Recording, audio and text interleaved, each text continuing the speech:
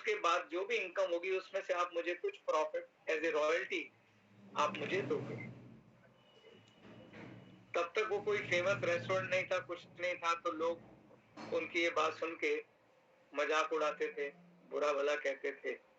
वो कहते थे वाह भाई वाह, पैसे भी हम लगाएं, सब कुछ हम लगाएं, सिर्फ तुम्हें बर्गर बनाना सिखाएगा और उसके बदले में तुझे रॉयल्टी चाहिए।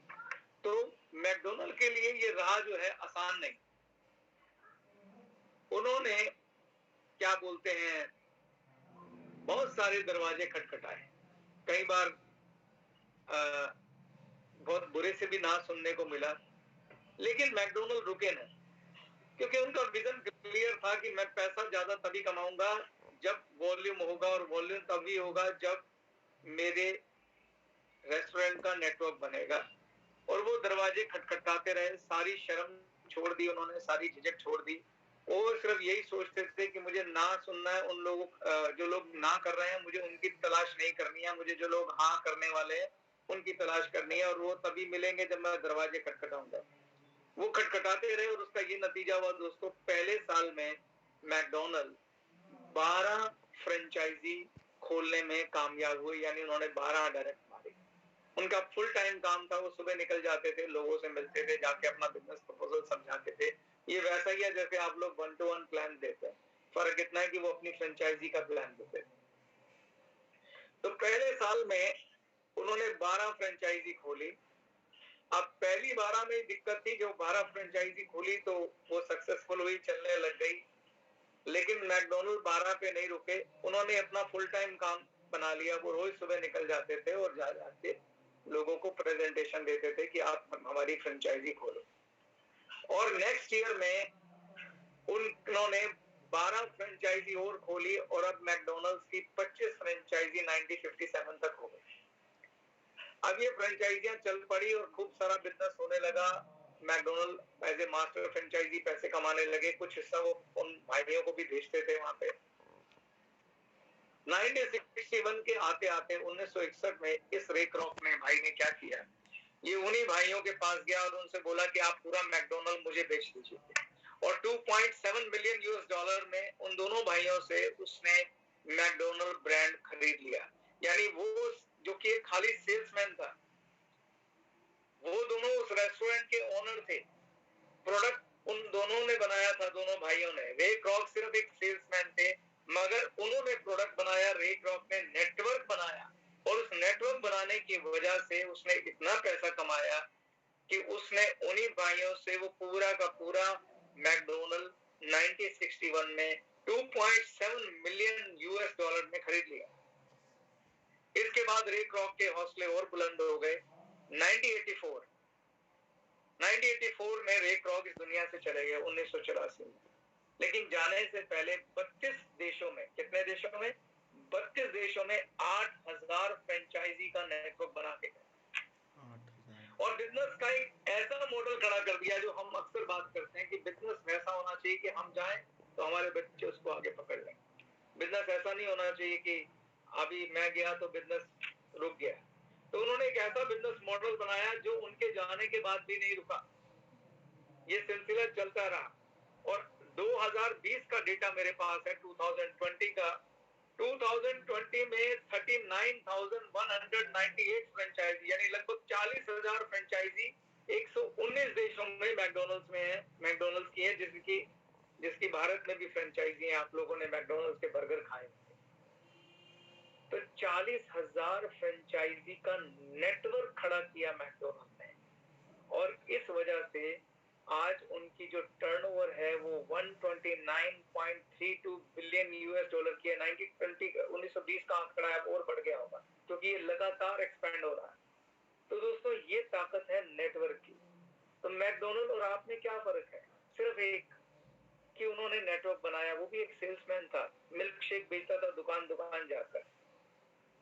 तो हम में और इन अमीरों में सिर्फ इतना फर्क है कि इन लोगों ने नेटवर्क बनाया है, हमने नहीं बनाया। तो मैं आपसे ये कह रहा हूं कि आज आपने ये जो बिजनेस शुरू किया है, आज आपने ये जो बिजनेस शुरू किया है, ये जो फॉर्म भरा है गैलवे का, इसके अंदर पहले आप विजन देखिए कि आप करने क्या है।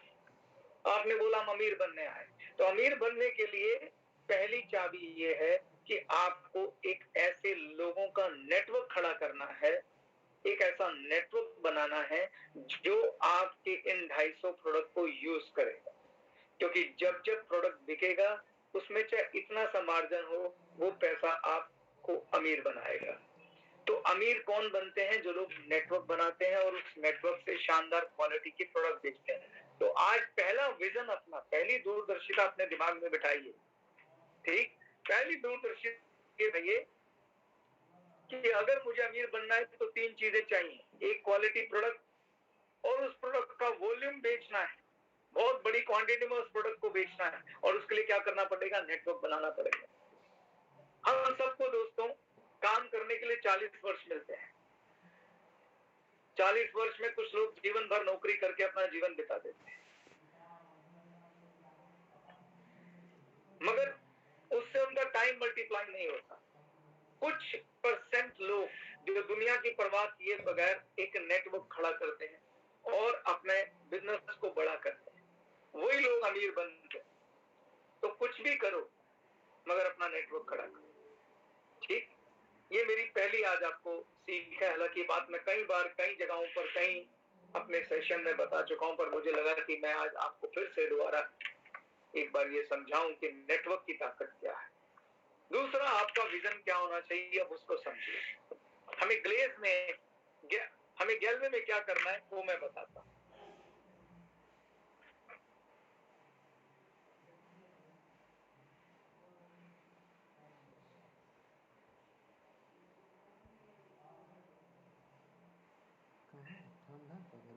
मैं स्क्रीन शेयर कर सकता हूं? यस सर, मैं स्क्रीन शेयर कर रहा हूं ताकि मैं कुछ लिख सकूं अपने भाइयों के लिए।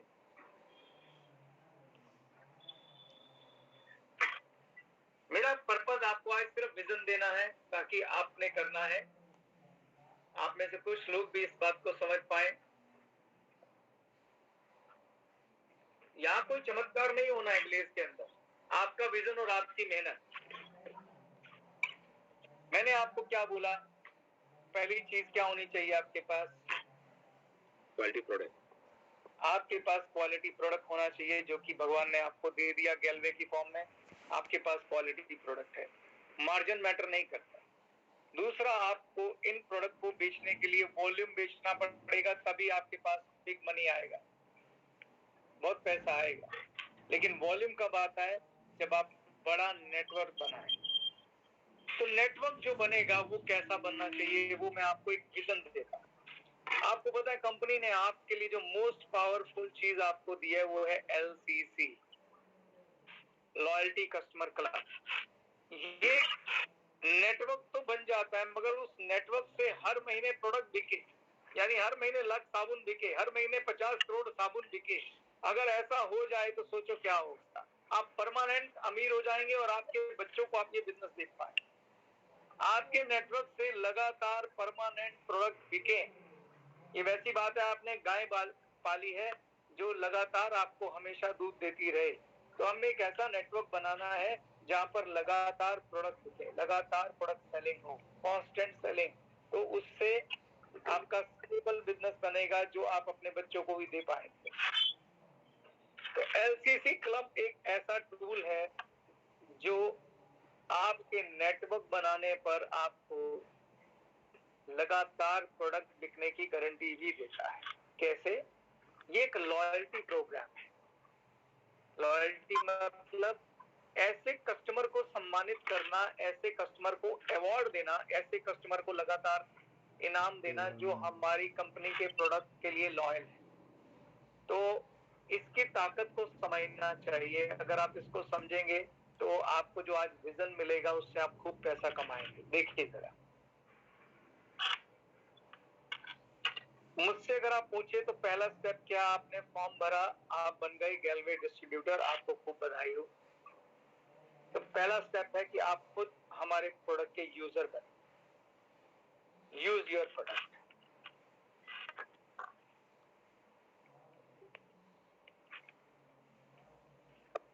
पहला स्टेप ये है कि आप गैलवे ड्रीम कॉर्नर खोलिए।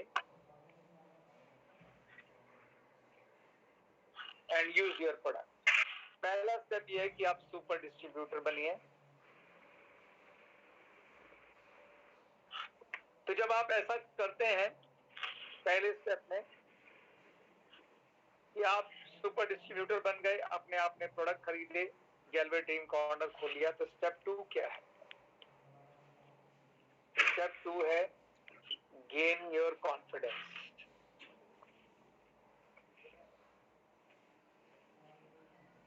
अपना कॉन्फिडेंस गेन करिए। वो कैसे होगा? ट्रेनिंग लीजिए। अगर आप इतना बड़ा बिजनेस करना चाहते हैं, आप इतना बड़ा ख्वाब देख रहे हैं कि आपको खूब पैसा कमाना है, आपको जीवन में सफल होना है, तो आप एक बिजनेस में एंटर करने जा रहे हैं, तो आप सबसे पहले ट्रेनिंग लीजिए। याद करिए रे क्रॉक ने क्या किया था? सबसे पहले क्या किया था? पहले उन्होंने उन दोनों भाइयों से कहा कि मुझे अपने रेस्टोरेंट में ट्रेनिंग दीजिए, बर्गर बनाना सिखाइए, मैं इसको हूबहू कॉपी करना चाहता हूँ। तो ट्रेनिंग लेने के लिए यानी खुद को आप डुप्लीकेट करिए। अगर उन्होंने वो रेस्टोरेंट हूबहू कॉपी नहीं किया होता और पहली मास्टर फ्रेंचाइजी खोली होती, तो क्या रे क्रॉक को सफलता मिलती? नहीं सर, नो सर। तो इम्पोर्टेंट क्या? ट्रेनिंग लीजिए और खुद को डुप्लीकेट करिए। ट्रेनिंग में क्या क्या ट्रेनिंग है? बिजनेस ट्रेनिंग लीजिए। नंबर 2 जो सबसे महत्वपूर्ण है, प्रोडक्ट ट्रेनिंग लीजिए। प्रोडक्ट सबसे महत्वपूर्ण है। प्रोडक्ट की ट्रेनिंग लीजिए, उन प्रोडक्ट को यूज करिए, खुद यूज करिए।